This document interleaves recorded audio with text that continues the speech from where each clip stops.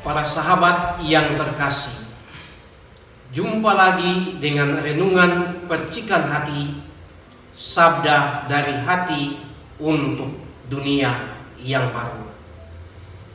Injil hari ini berkisah tentang mujizat penyembuhan orang lumpuh yang dilakukan oleh Yesus di Kapernaum.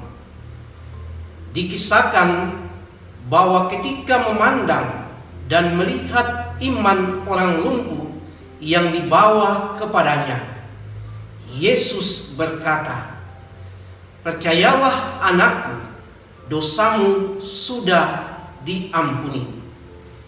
Ketika Yesus mengatakan hal itu, muncul reaksi-reaksi dari ahli-ahli Taurat untuk melawan dia.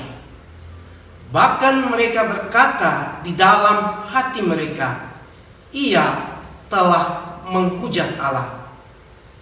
Yesus tahu apa yang sedang mereka pikirkan, sehingga ia berkata kepada mereka, "Mengapa kamu memikirkan hal-hal yang jahat di dalam hatimu?"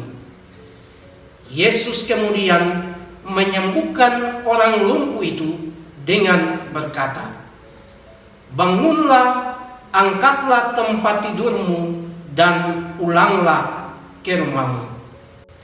Ketika orang lumpuh disembuhkan, para ahli Taurat ini malah berpikir bahwa Yesus telah menghujat Allah. Ketika Yesus melakukan kebaikan dan belas kasih, para ahli Taurat ini justru melihat hal itu sebagai tindakan melawan kuasa Allah. Para ahli Taurat lebih mudah untuk menemukan apa yang menurut mereka salah ketimbang menemukan hal-hal yang baik. Dan pikiran semacam ini sebetulnya lahir dari rasa iri hati, sehingga memunculkan pikiran negatif di dalam diri mereka. Para sahabat yang terkasih, ada dua hal yang dapat kita pelajari dari kisah mujizat penyembuhan tadi. Yang pertama, Yesus mengajak kita untuk senantiasa melihat sisi positif dalam setiap peristiwa hidup ini, dalam setiap relasi, dalam setiap perjumpaan, dalam hari-hari hidup kita dengan orang lain. Untuk mampu melihat sisi positif itu, maka kita perlu membiasakan diri untuk berpikir positif. Pikiran yang positif tentu akan sangat berguna bagi diri sendiri dan bagi orang lain.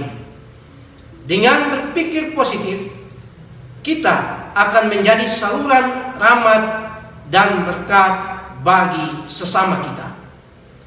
Hal yang kedua, seringkali kita melihat orang lumpuh di sekitar kita, dan reaksi kita adalah menertawakan, bahkan mengolok-olok mereka. Hal ini muncul karena kita belum memiliki sifat peduli kepada mereka. Mungkin mereka bisa cacat secara fisik, tetapi secara rohani mereka tidak lumpuh. Yesus mengajak kita semua untuk selalu peduli kepada mereka yang membutuhkan perhatian dan cinta dari kita. Sekecil apapun perhatian dan kepedulian dari kita, itu sangat membantu bagi mereka yang mengalaminya dalam hidup ini. Maka marilah para sahabat, kita belajar untuk semakin berpikir positif tentang orang lain dalam hidup ini, dan selalu siap sedia menolong mereka yang membutuhkan perhatian dan bantuan dari kita. Semoga Injil hari ini sungguh-sungguh menguatkan iman kita secara terus-menerus di dalam kehidupan ini. Tuhan memberkati kita sekalian. Amin.